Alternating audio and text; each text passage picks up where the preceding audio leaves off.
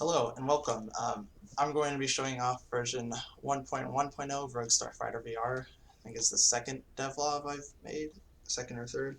Um, Anyways, there are quite a few significant changes from the version 1.0.0, and this is the version I showed at a special event. I'm going to mute that music before this video gets copyright stricken. But as I was saying, this is a version I showed at a collaboration event between Stanford XR and XR at Berkeley and several other Bay Area collegiate XR organizations at Microsoft Reactor. We held a big demo night last Sunday. Anyways, let's get into it. So, let's notice this part's pretty much the same. So we've got the X-Wing out here. I'll recenter our view so that we're inside the cockpit. And now, one of the first things you'll notice is that there's audio now, thankfully. So you can hear there's actually 4 separate engine sounds around here that are making stuff. There was music, but I muted it once again because it's the property of Lucasfilm and they don't, or property of Disney and they don't like music in YouTube videos. And we have a fully redesigned interior cockpit that is very much not done, as you can see by some of the different parts of this, but the cockpit is a work in progress. Their interactions are a work in progress, and the main new points of this version are really just showing off some of the interactions with this new cockpit system. So once again, we have the joystick. You'll notice it looks better now. It's not just a little rectangle. It's actually somewhat closer to what the joystick might look like. It's based off a lot of it's actually based off the Battlefront 1 PlayStation VR X-Wing mission, but you can still grab the cockpit. You'll notice there are some planar reflections in the mirror there, reflecting down around the cockpit, which I think look pretty cool.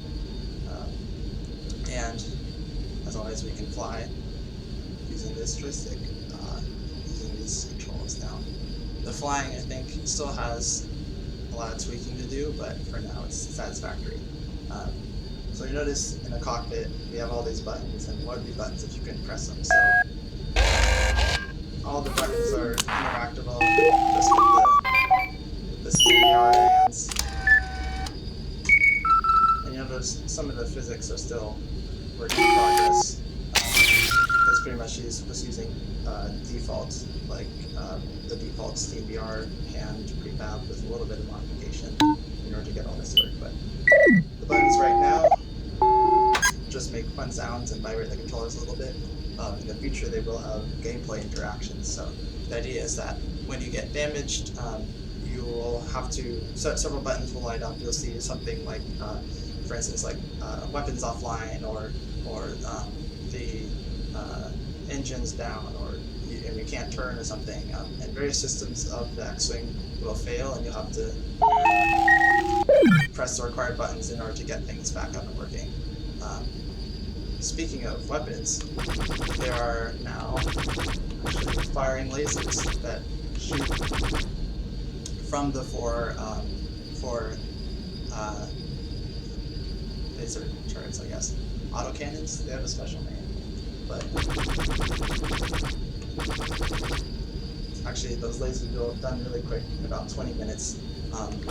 Just got a cylinder, stretched it out, made it glow with a emissive material with a lot of HDR emission, and then did a little bit of hacky code to make it so that when you hold down the trigger, the four cannons fire in sequence. So it goes, I think it goes that one, the bottom left one, the bottom right one. So if I do that, and yeah. There you go. Yeah, unable to fire. So right now they just look pretty, and they sound pretty good, I think. Could be tweaked more to be more responsive and feel better, but yeah, lasers. As always, since last time, this will not be in the game later, but for debugging purposes, we can spawn a couple Star Destroyers and go fly to them. Now, you'll notice it looks like we're flying at each other. In reality, this X-Wing is still at the origin, and those are just moving in the opposite direction of where my movement should be. So, in the end, with like relative transforms, it looks like everything's all right, which is what matters. But the effect of having this X-Wing still at the origin means that a lot of the physics interactions with the cockpit are more stable, since when the player is moving really quickly, it just makes colliders have trouble when like the hands are controlled by, and the SteamVR hands are controlled by rigid bodies that move with physics, and then they're interacting with other rigid bodies. That just makes things kind of a pain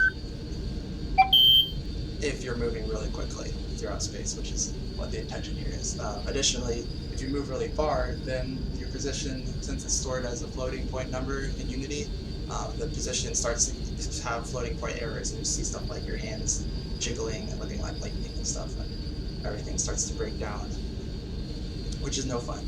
So for now, everything is going to be relative to the player at the origin, which I think makes sense. Got a little collision problem there. Speaking of collision problems, you notice that right engines. I can fly around these Star Destroyers. If I shoot them, actually nothing happens yet. Because there are no enemy interactions yet. This version is just kind of exploring the UI interactions with this cockpit, and how you could interact with things in the final game in order to explore viable control options in that regard. You also notice when I test these lights here, the lights in the cockpit light up in the reflections, which I think is a nice touch. Yeah, and so that's basically all for Rogue Starfighter VR version 1.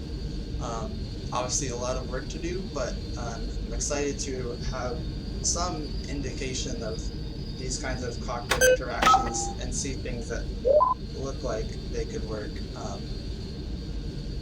Obviously, changing things like this so that you actually bounce off other things and take damage, and adding damage and enemies and things that shoot at you and making your lasers hit other things. There are a lot of, as well as enemy AI, it's a lot of work to do with that. And in controlling this X-Wing, I think I want to do a lot with custom shaders to control UI elements, so having a target reticle that shows where your lasers are firing at, and also having heads up like highlighting of incoming enemy starfighters that will be drawn on top of the other geometry, so it kind of looks like you're wearing an AR headset in VR, as you could imagine an X-Wing pilot might be doing, and so that it makes it easier to see enemies, basically. But I think it'd be cool to use custom shaders and render passes in a scriptable render pipeline to add special functionality like that. Yeah, but that's basically all there is to Rogue Starfighter VR version 1.1.0 right now. I look forward to the updates I'll have for version 1.2.0 in the future. Thank you.